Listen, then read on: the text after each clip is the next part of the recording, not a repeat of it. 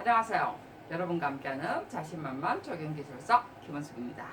자, 오늘 이번 주 마지막 강의죠. 45강에 관한 내용입니다. 자, 저때 45강인데 관련법이었죠. 저때 우리가 자연공원에 관한 내용을 했었죠. 자연공원과 자연공원구역의 차이점을 이야기했고요. 이제 오늘은 우리가 sak도 설치에 관한 내용을 하면서 잠깐 자연공원에 관한 내용을 잠깐 또 들여다볼 건데요. 예서번 아니고 복서번 아니고 아무래도 이제 sak도 설치를 하는 게 어디에 주로 하나요? 물론 뭐 어린이 대공원에도 하겠지만 그 평지하는 경우도 있을 거고요. 주로 산에 하죠. 그죠? 그렇기 때문에 자연공원에 여러분 그러고 보면 케이블카 타고 올라가는 곳이 아무래도 산에 경관 있는 것을 보기 위한 하나의 방법이죠. 저도 밀양에 그 케이블카를 타고 올라가 봤습니다. 그런 것 중에 하나가 또 올라가려면 너무 귀찮잖아요. 그죠? 그래서 우리가 제가 이제 걸어가는 것이 아니고 이제 올라갔는데 어느 올라가는 시점에서 올라가서 어느 부분에서는 등산로로 다시 뭐 이어지는 경우가 있고 거기서 경관을 보고 휴게소에서 뭐 라면도 먹고 이러다가 다시 이제 내려왔는데요. 제가 이제 그런 부분들을 보면서 우리가 케이블카에 관한 내용을 한번 다시 생각을 한번 해봤습니다. 물론 우리 그 서울 같은 경우는 남산도 있고 뭐 케이블카 설치를 할 때 굉장히 논의가 많았어요. 그것뿐만이 아니라 실제 경관이 좋은 곳에 우리나라는 산이 많잖아요, 그죠? 그런 곳에 보여주기 위해서 케이블카 설치가 타당한가 아닌가에 관한 것도 한번 생각해 볼 필요가 있겠죠? 지금은 조금 케이블카에 관한 시험 문제가 조금 덜한 부분이지만 이런 부분들을 우리가 한번 또 생각할 수 있는 계기가 되었으면 해서 제가 케이블카에 관한 내용들 한번 보도록 하겠습니다. 자, 케이블카 의미하고 종류가 먼저 튀어나오겠죠. 아무래도. 그래서 이게 이제 우리가 케이블카라는 것이 sak도죠. 그죠? sak도라는 개념인데요. sak도 설치 운영에 관한 어떤 법률에 관한 내용입니다. 그래서 일명 우리가 케이블카라고 하는데요. 그래서 케이블카 의미 및 종류가 나와 있고요. 자, 이런 것은 주로 산에 설치를 하기 때문에 주체가 국토교통부와 환경부와 산림청이 주체를 하게 돼 있습니다. 당연히 환경부는 산림의 어떤 훼손 부분, 그 다음에 생태계 파손 부분에 문제가 되기 때문에 환경부도 관련이 되겠죠. 자, 그래서 우리가 의미를 잠깐 한번 볼까요? 케이블카는요, 공중 케이블, 정말에서 어떤 선에 의해서 매달린 어떤 차량입니다. 그죠? 그래서 인력이나, 그 다음에 뭐 물자, 사람이나 어떤 물건을 수송하기 위해서 만들어진 거고요. 그래서 스키장이나 리프트 관계도 전부 다 케이블카로 우리가 보고 있습니다. 그래서 이제 그런 의미가 그렇고요. 그 다음에 이제 관련 법으로 보면요. 궤도운송법, 그 다음에 sak도 케이블카 설치 운영에 관한 법에 이렇게 준해 있습니다. 종류 보면요. 사용 용도별, 그 다음에 밥줄, 구조별 해서 sak도 구조별 해갖고 나와 있습니다.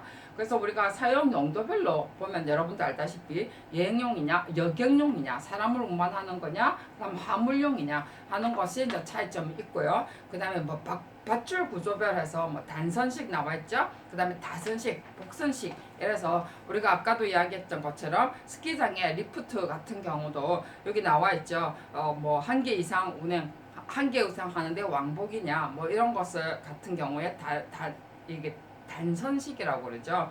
그래서 뭐 순환 운항한다, 두 개 이상의 케이블이 왕복하면서 순환 운행하는 것은 복선식이라고 그래요. 자, 그 다음에 이제 뭐 sak도 구조별로 이렇게 구분을 또 해놨거든요. 그래서 뭐 여러분이 한번 보시고, 우리가 스키장 리프트 같은 경우에는 뭐 주로 우리가 여기 나와 있던 것처럼 고정 순환식에 들어가는 거라고 해요. 그래서 이렇게 이렇게 sak도도 이렇게 구조별이라든지 용도별이라든지 그 다음에 구조라도 밧줄의 형태가 어떤 거냐, 그 다음에 삭도가 어떤 형태냐에 따라서 이렇게 나눠졌어요. 저도 물론 케이블카에 관한 내용들을 쭉 보니까 그렇고요. 그 다음에 국내외 어떤 설치 사례라든지 이용 목적을 보니까요. 자, 국내가 있고요. 국외를 비교해 볼 필요가 있겠죠. 왜냐하면 우리나라의 설치가 많은 규제를 받고 있겠죠. 그런데 그러면 외국은 그럼 어떻느냐는 거죠. 그죠? 자, 그래서 우리가 이렇게 국내외를 한번 비교를 해볼 필요가 있다라는 생각이 저도 들어요. 그래서 우리나라에 관광용과 연계형이 있는데요. 주로 이제 관광용 같은 경우는 국립공원에 설치를 하고 자연 경관을 감상하기 위해서 만들어지는 경우가 대다수죠. 공감하시죠? 여러분도? 주로 이제 말 그대로 관광용, 경관 감상용, 그죠? 그 다음에 이제 연계형이라는 것이 우리가 놀이동산 이런 곳에 아니면은 또 리조트형 으로서 케이블카도 만들어지는 경우가 많죠. 정말에서 앞에 저 리조트형이라는 것은 스키장 같은 경우도 리조트형으로 들어가겠죠. 그 다음에 놀이동산 같은 경우도 우리가 삭도도 있죠. 그죠? 케이블카가 있죠. 그 다음에 이제 가까운 일본 같은 경우도 사실 시설 감상, 경관 감상용이 있고요. 이렇게 시설 관광형이 있는데 어찌 보면은 맥락은 참 비슷한 것 같아요. 그랬는데 그것을 사용 용도에 따라서 어떻게 연계를 시키느냐 이런 것에 따라서 저는 어떤 이 뭐라고 그러죠, 프로그램의 차이가 아닌가 이런 생각을 좀 해봐요. 근데 사실 일본 같은 경우는 그렇게 케이블카 설치하는데 까다롭지가 않거든요.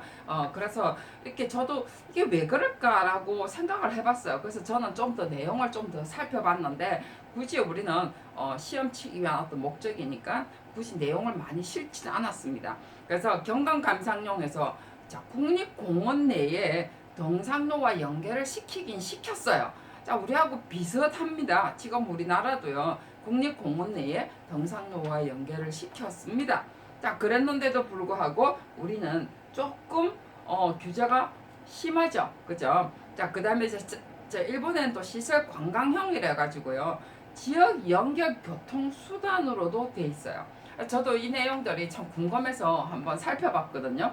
그래 보니까 산에 올라가 가지고 저쪽 마을로 가기 위해서도 케이블카를 설치한다는 거죠.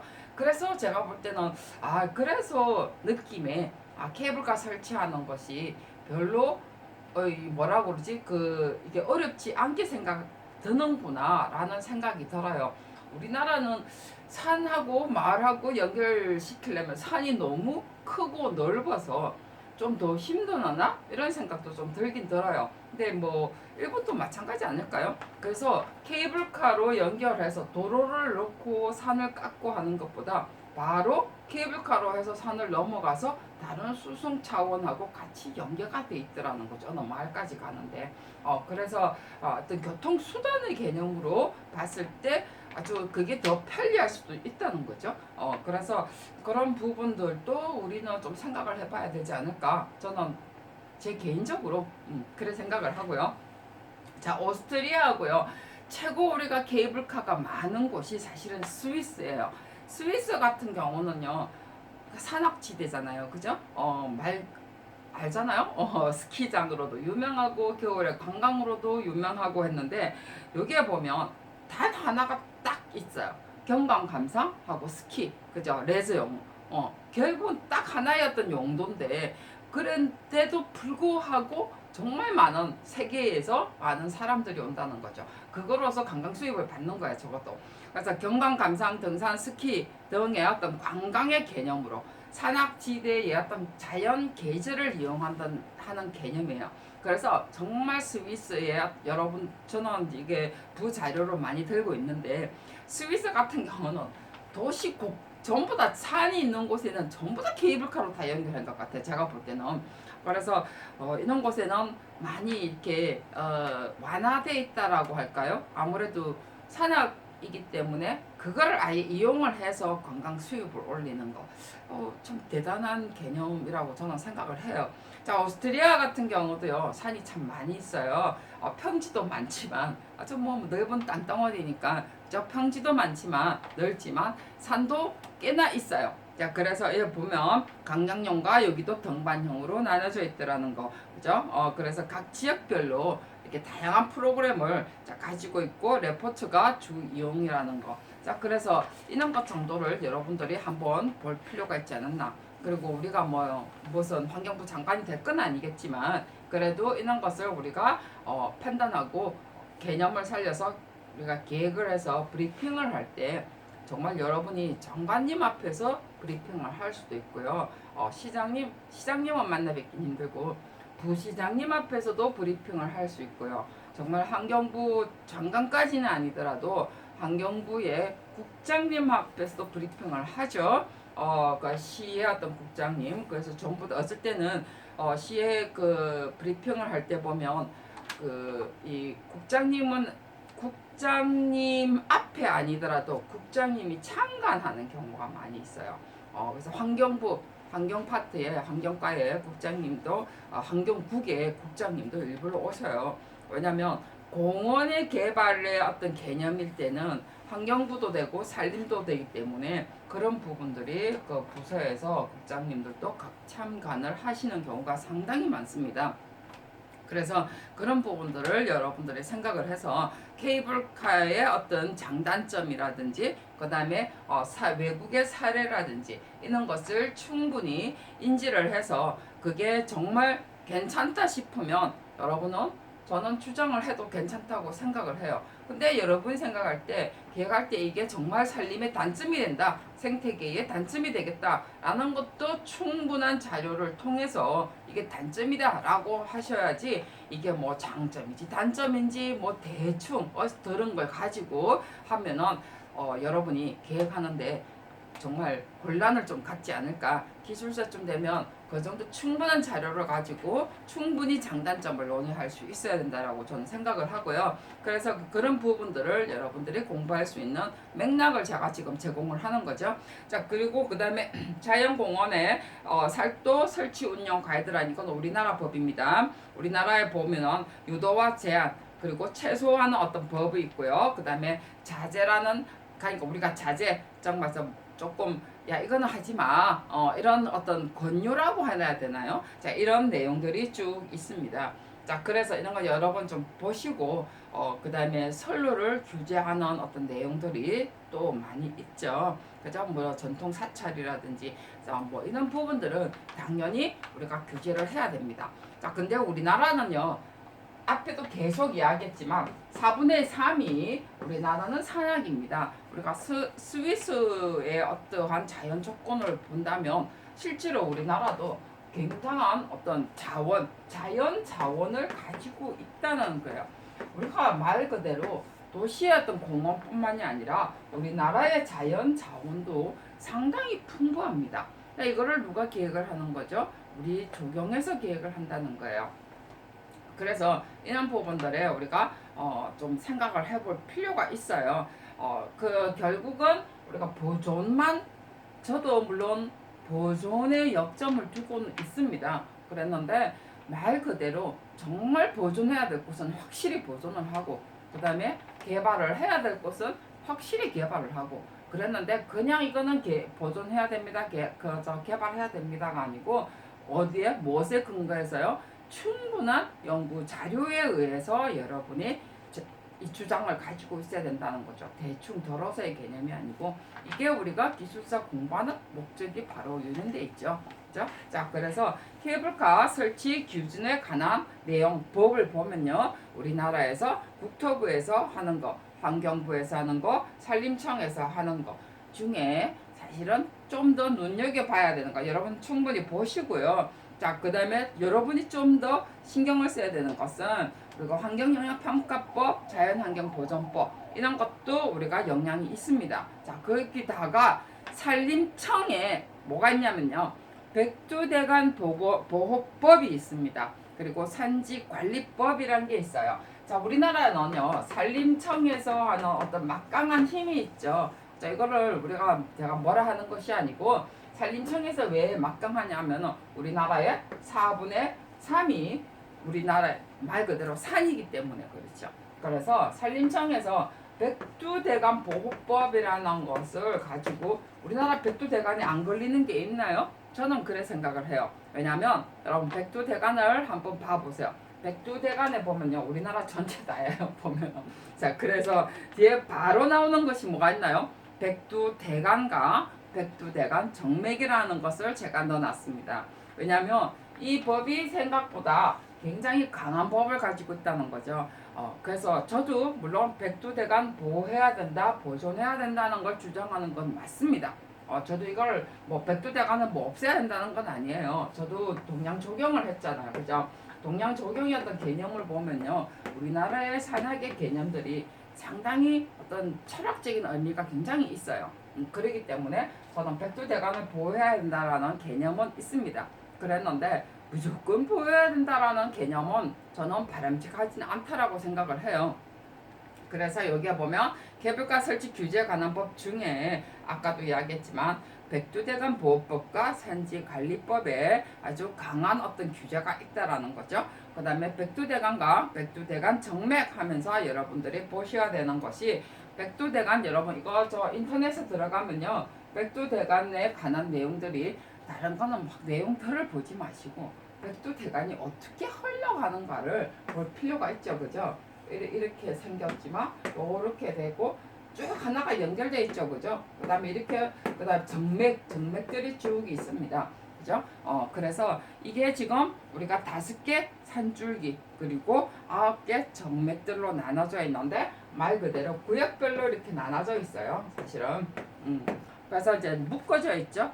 우리가 5개 산줄기라는 것이 말 그대로 백두산, 그 다음에 금강산, 설악산, 어쩌고 태백산, 서백산, 지리산 해가지고 하나로 이렇게 엮어져 있어요. 이렇게 하나.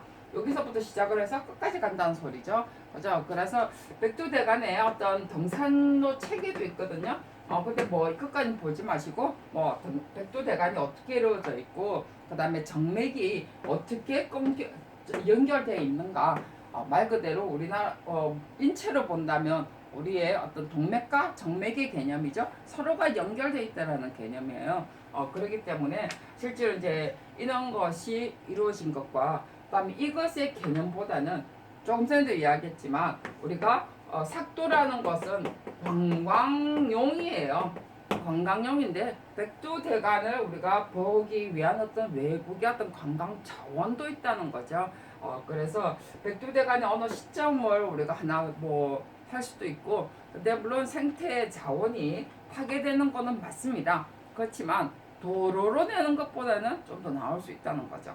그래서 우리가 관광용의 어떤 개념으로 케이블카 삭도 그리고 백두대간에 우리가 동맥과 정맥 하면서 우리가 5개 산줄기, 9개 정맥의 구간이 어떻게 나눠져 있고, 이런 그 다음에 백두대간에 앞에 이야기했던 것처럼 구역이 어떻게 나눠져 있는가. 여기 아마 도면을 저는 실었는데 여기서는 지금 자료에는 안 보이죠? 그죠? 자, 이런 것 정도는 여러분들이 케이블카 하면서 여러분들이 우리나라의 어떤 산 형태 이런 것 정도는 충분히 보면서 공부를 할 필요가 있지 않겠나. 그리고 산림청에 자료 들어가도요, 백두대간에 관한 내용들이 이렇게 그 도면이 나옵니다. 그래서 그런 걸 좀 참고하셔서 여러분들이 케이블카에 관한 내용 조금 더 무조건 안 된다 하지 마시고, 우리가 저런 부분들을 나는 이렇게 생각한다 라고 한 번 더 생각할 수 있는 계기가 되었으면 합니다. 자, 다음 시간에는 우리가 환경부에 관한 내용들을 쭉 가지고 또 설명을 드릴 텐데요, 거기에 관한 규제와 유도가 어떤 거 있는 것이 있는가를 한번 살펴보는 것을 다음 시간으로 해서 다음 시간에 만나 뵙도록 하겠습니다. 수고하셨습니다.